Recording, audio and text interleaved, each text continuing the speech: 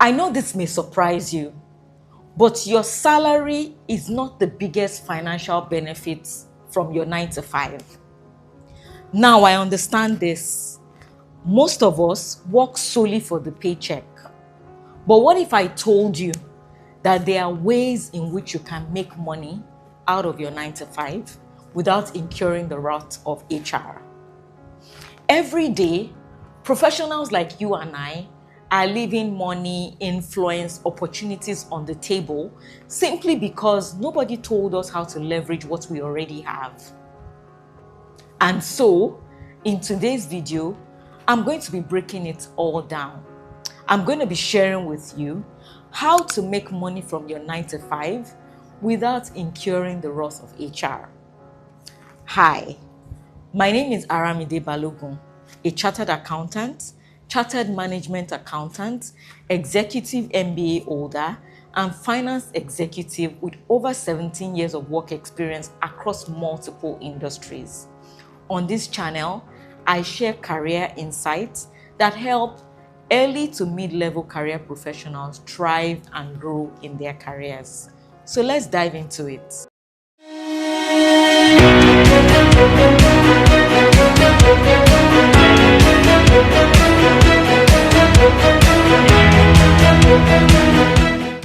So before we talk about the what, let's address the elephant in the room, and that's our mindsets.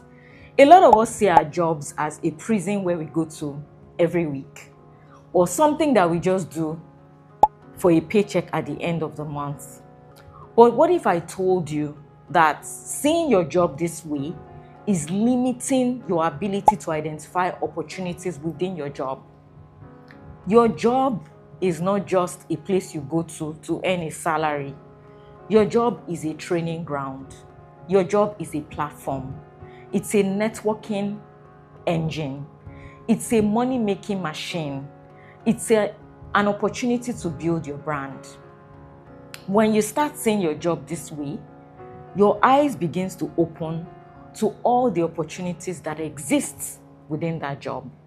Now, I know that your employer pays you for a role, but that same role gives you access to skills, strategies, processes, experiences, networks that when managed, when leveraged, can even multiply your income beyond your salary. So the first income stream I'm going to talk about is intrapreneurship. Pretty much identifying opportunities within your organization, right? And very smart employees know that they can build wealth by becoming internal entrepreneurs within their organization. So how does this work? You identify a gap, you propose a solution, and you own the execution. And what does this lead to? Bonuses, faster promotion, company-wide recognitions, special stock awards, and power and influence, opportunity to lead a team, and all other benefits that your organization might have for those kind of opportunities.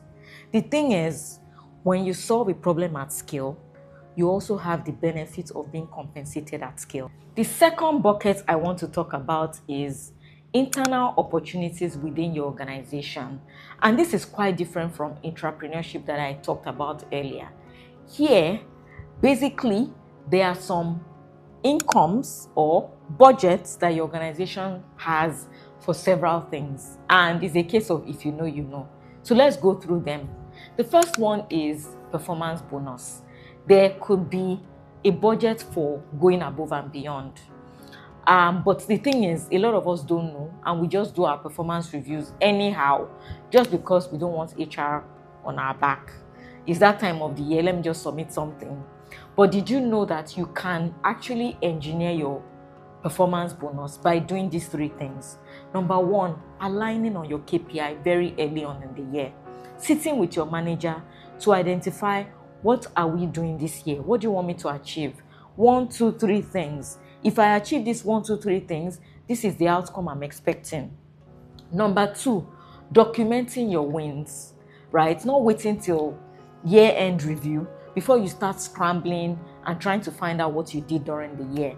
Number three is writing impactful performance reviews. And I made a video where I share some of the things you can do to write a performance review that can guarantee your promotion, and you can watch it here. The second thing under this bucket is stretch assignments. So you know how someone is going on maternity or paternity leave, or someone is going on leave. Those are opportunities for you to make one-time additional income to your salaries. In some organization, when you take on those stretch assignments, they compensate you by giving you a one-off salary adjustment for taking on additional work.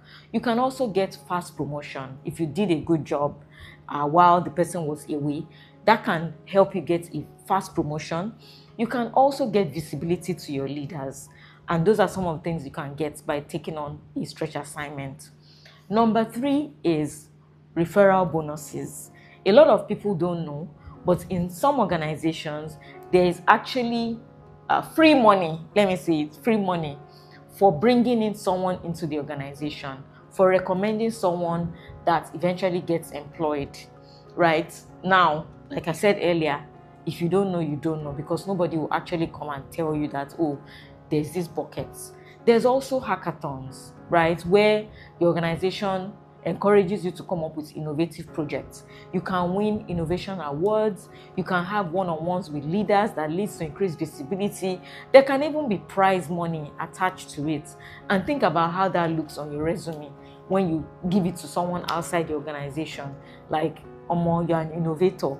That could bring opportunities outside of your organization. So like I said earlier, these buckets exist, but you only get to benefit from them if you are able to claim those funds by doing some of the things that I highlighted. So the third income stream I want to talk about is skill monetization. And this one is really huge. The thing is, a lot of professionals don't know this, but your tasks that you do every day as part of your JD are skills that are monetizable in the marketplace. Basically, the things that you do every day, you prepare reports, you run financial models, etc. They are things that you can bill for outside of your job. So for example, let's say you are very good at building financial models. A lot of startup companies will pay you heavily to build models for them. Yep. Let's say you are good at Excel, Power BI. You can teach, you can train, you can freelance. Let's say you scored really high in your auditing exam, in your ICANN or ACCA. You can actually teach that in a lecture center over the weekend, and they will pay you for that. So all of the skills that we take for granted as part of our day-to-day job are things that we can monetize. So how can you monetize your skills? You can create digital products. You can join advisory boards. You can sit on a board and they will pay you sitting allowance. You can freelance. You can train people. You can organize workshops. You can even, like I said, tutoring over the weekend. You can coach career professionals like I do. And even though within your organization, you will not get paid for this, outside of your organization, you can get heavily paid for this. So your job becomes a training ground for you to make money in the marketplace. I think that's super cool. The fourth income stream I want to talk about is certifications. Now hear me out. Every year, organizations budget for trainings and certifications for their employees, and employees never use them. You may be wondering, how is this an income stream? But think about it this way. Those trainings cost hundreds of thousands of naira, hundreds of thousands of dollars, hundreds of thousands of pounds, and your employer is literally asking you to take it for free at no cost to you. And at the end of the day, your name is on the certificate. When you leave the organization, you don't submit the certificate. You take it along with you. When you take all of those trainings and certifications that your organization pays for, it increases your value, both within the organization and outside the organization. That's literally money that the organization is putting in your pocket. Because like I said earlier, when you leave the organization, you carry that value with you, and you use that certification as a bargaining to increase your bargaining power wherever next you are going. So stop sleeping on your company's trainings, stop sleeping on your company's certifications. If your company approves of it, then that means that they are interested in helping you increase your value, your overall value, and you should definitely take advantage of it. The next income stream I'm going to talk about is building a personal brand. If you've been watching this channel for a while, you will know that I've spoken so much about building a personal brand. And your 9 to 5, let me just say it again, your 9 to 5 is one of the perfect ways for you to build a strong personal brand. A lot of people say things like, I don't want to be known, I don't want to overshare, but in today's world, visibility is currency. A strong personal brand can open multiple doors of opportunities for you. Think about panel invitations, think about paid master classes, think about brand partnerships, think about the leadership visibility even within and outside your organization, think about board appointments, think about advisory roles, think about recruiter attention, and much more. You are not building a personal brand because you want to be famous or because everybody is doing it. You are building a personal brand because you want to be respected, and respect brings money. The final income stream I'm going to be talking about is your network. I'm sure you've heard this saying, your network is your net worth. But think about this, your co-workers, your team members, your vendors, your customers, those are not just people you work with. Those are your potential co-founders. Those are potential customers. Those are potential clients. Those are potential mentors, sponsors, referrers. Those are potential co-board members, co-advisory role members. And these people can lead you to opportunities, paid opportunities. They can refer you for roles. They can bring you consulting deals, and so on and so forth. The people that we work with every day and we interact with, they are door openers, but we need to learn how to nurture those relationships and nurture those networks so that we can leverage them, and they can actually open doors of opportunities for us. So someone is asking, okay, you said all these things, how do I start? I'm going to give you a roadmap that you can actually implement and start to identify how you can make more money outside of your 9 to 5. So let's start. The first thing I would ask you to do is to identify skills that you can monetize. Just take a minute, think about one thing or things that people regularly come to you for. People ask for your help within and outside your organization. Write it down. Number 2, identify internal opportunities within your organization. Is there a stretch assignment that you can take on, right? Or is there an hackathon that you can participate in? Do you guys get referral bonuses for bringing people into your organization? Is there any performance bonus for doing something extraordinary? Identify that by talking to your HR or your colleagues. Some people may know, even though you do not know. Number 3, identify an opportunity for you to improve your skills. Is there a training budget that you can take advantage of? Or is there a certification you can do?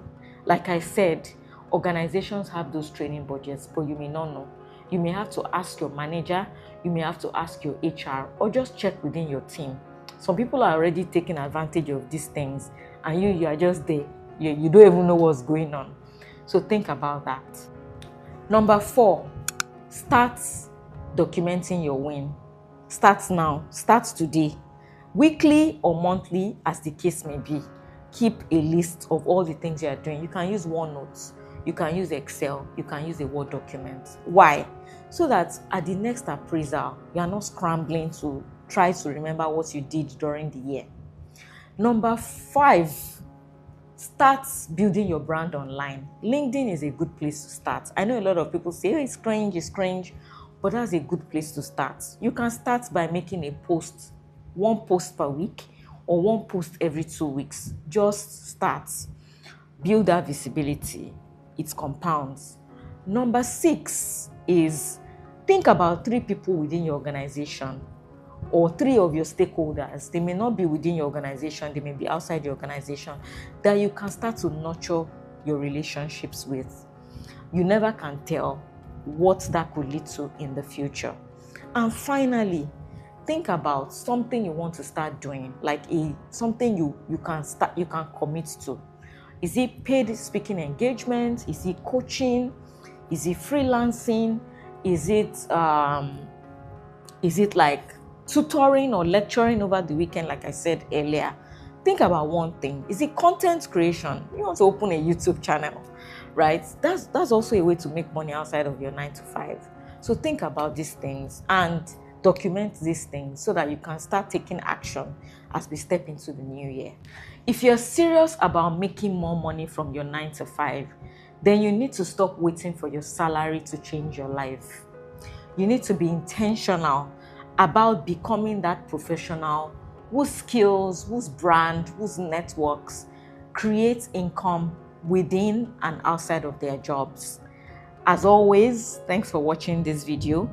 If you enjoyed it, please like, share, and subscribe. And I would like to hear from you guys. What sort of topics would you like me to discuss?